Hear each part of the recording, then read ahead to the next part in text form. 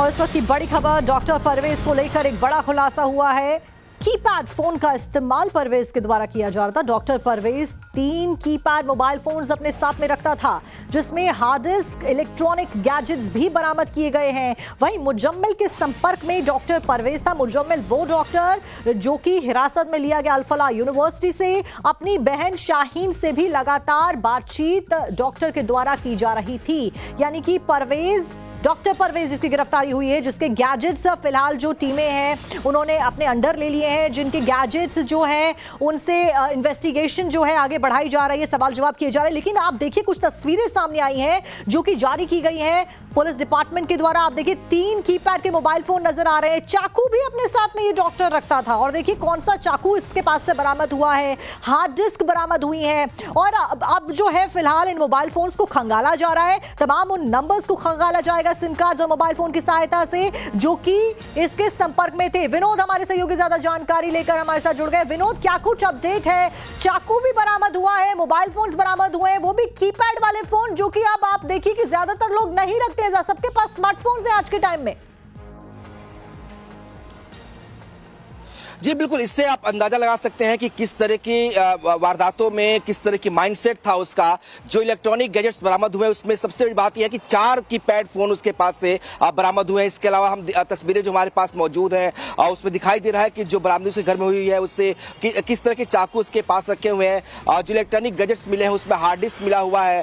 साथ ही कुछ ऐसे फोन भी हैं जिसका इस्तेमाल बर्नर फोन के तौर पर इस्तेमाल किया जा सकता है।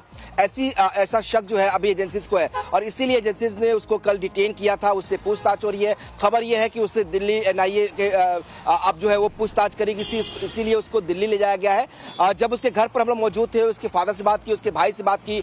हालांकि लोग ये नहीं मानने को तैयार है कि डॉक्टर ऐसा करेगा, लेकिन जिस तरह की बरामदगी उसकी से अभी तक हुई है और जो अभी तक उसके बारे में जानकारी मिली है वो बेहद हैरान करने वाली है। डॉक्टर परवेज के बारे में कहा जा रहा है कि वो न सिर्फ अपनी बहन डॉक्टर शाहीन, जिसे जम्मू कश्मीर पुलिस ने गिरफ्तार किया है, उसके संपर्क में था, बल्कि मुजम्मिल के संपर्क में भी रहा है। इतना ही नहीं, सहारनपुर में जो जिस गाड़ी से असलहा बरामद हुआ था उसके बारे में भी उसका लिंक भी डॉक्टर परवेज से जुड़ता हुआ नजर आ रहा। तो ऐसे माना जा रहा कि डॉक्टर परवेज की भूमिका बड़ी हो सकती है पूरे विनोद। और ये जो डिटेल्स आई है, जो फोटोज रिलीज की गई है, उसके बाद ये सवाल और भी ज्यादा गंभीर हो जाते हैं। आप बने रहिए हमारे साथ। इस बीच एक बहुत बड़ी ब्रेकिंग आ रही है। देश में आए विस्फोटक पर सबसे बड़ी ब्रेकिंग आपको बता दें, 300 किलो से ज्यादा बारूद अभी लापता बताया जा रहा है। यानी कि हजारों किलो की संख्या में एक्सप्लोजिव जहां पर बरामद कर दिए गए थे ब्लास्ट से पहले, वहीं 300 किलो से ज्यादा का बारूद अभी भी मिसिंग है।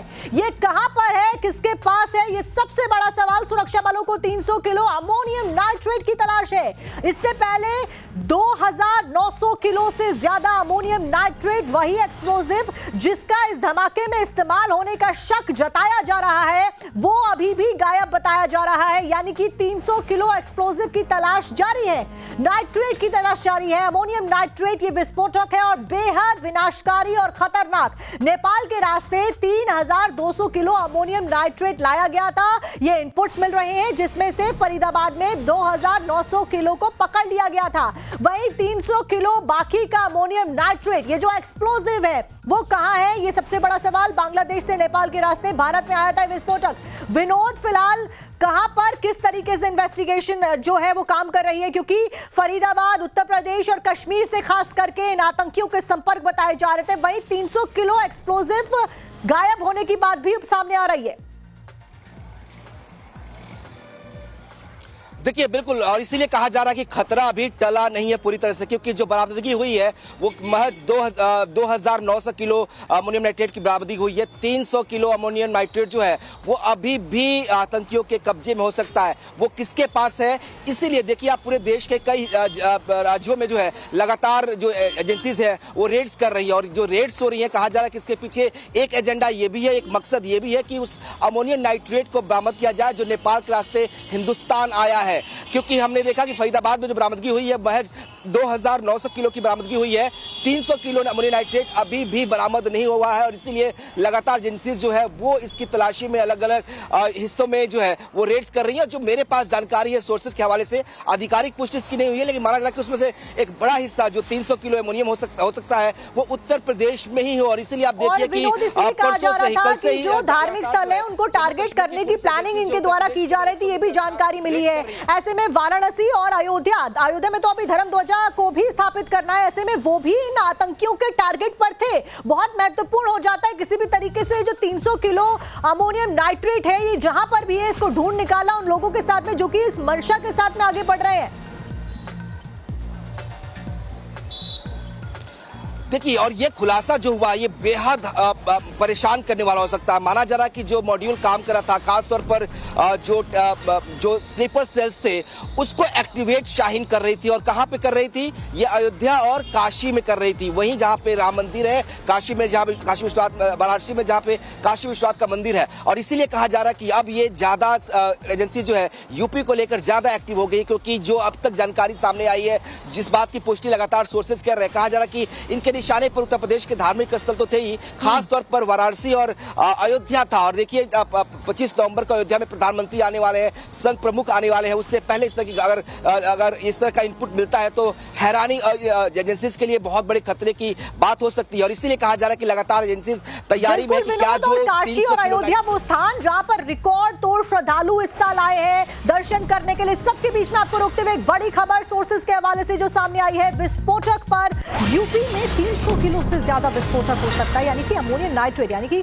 जो अमोनियम नाइट्रेट बांग्लादेश के रास्ते भारत में लाया गया जिसकी जो क्वांटिटी है वो 3200 किलोग्राम बताई जा रही थी, वो अमोनियम नाइट्रेट जो फरीदाबाद से पकड़ा गया उसकी क्वांटिटी थी 2900 किलोग्राम। अभी भी 300 किलो अमोनियम नाइट्रेट गायब है। ऐसे में उसी को लेकर जो इन्वेस्टिगेटिव एजेंसीज हैं वो जांच पड़ताल कर रही हैं। इसी खबर को अभी हमारे जो सहयोगी हैं विनोद वो भी डिटेल के साथ में बता रहे थे। विनोद, फिलहाल अयोध्या और साथ साथ में काशी में तो चौकसी को बढ़ा दिया गया है और कहां पर छिपाया जा सकता है अमोनियम नाइट्रेट को, उसको लेकर क्या कुछ जानकारी? क्योंकि सोर्सेज यही बता रहे हैं कि 300 किलो अमोनियम नाइट्रेट अभी भी मौजूद है और किसी के पास में और इसका मिसयूज किया जा सकता है।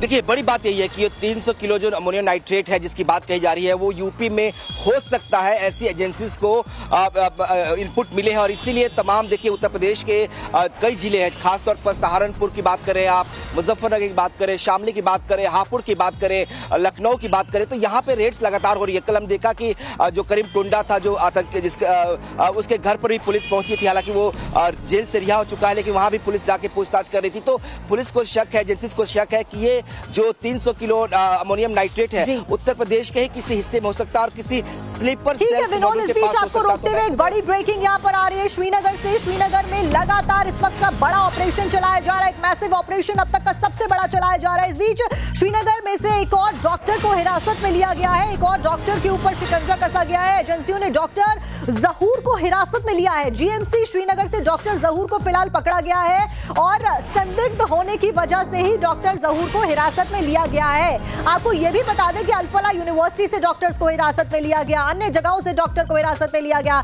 यहां तक कि जिस उमर का नाम लिया जा रहा है वो भी पेशे से डॉक्टर ही है जिसने i20 गाड़ी चलाई थी, जो कि आखिरी सीसीटीवी में पाया गया और इसीलिए व्हाइट कॉलर टेररिज्म फिलहाल इसको कहा जा रहा है।